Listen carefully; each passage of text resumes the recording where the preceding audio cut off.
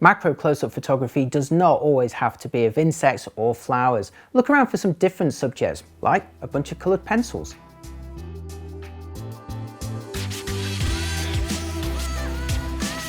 For me, this shot is all about the coloured nibs on the pencil, so I'm going to arrange them a bit like you would with flowers, really.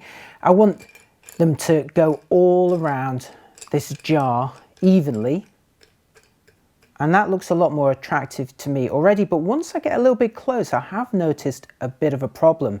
This photo is all about the coloured nibs, but some of these pencils don't have them. They've broken off, and I don't want them in my shot, so I'm just going to pull out the offending items. You could, of course, just sharpen them if you prefer. Rearrange that. And then have a look at your composition. Now I've got a window behind the glass jar here, so it's providing some nice backlighting. I really like the contrast in colours and brightness. And I also like how the bottom of the pencils is visible through the glass jar here. I like the distortion on that. If there are any colours that you particularly like, they're your hero pencils, put them towards the front of the frame.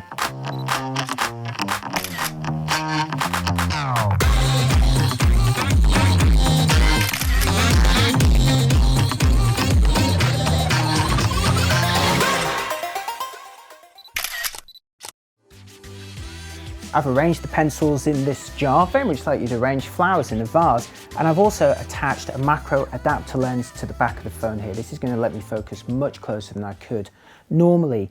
However, it does make the camera manual focus, so you actually have to bring the phone closer or further away from your subject to get it into focus. So I'm just going to go closer and closer until some of those nibs come into sharp focus. Now you're so close at this point that you're only going to get 2 or 3 of them sharp, so it's a case of choosing the nib shapes that you like or the colours that you like. And don't be afraid to turn around the glass as well until you find the ones that you're after. Now in terms of a composition, I really like the way that the pencils are arranged in a circle around this jar, and I want to see that arc on the picture. Now I know that the ones in the background are going to be completely blurred, but equally I still don't want them to be cropped off at the top. So I'm just going to position the height of the phone very carefully until I get that framing that I'm after. And that's looking pretty good to me right there.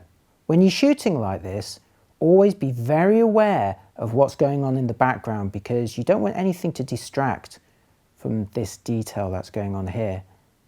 And I just love that detail. It's so much more than you would get if you were just shooting with a normal lens.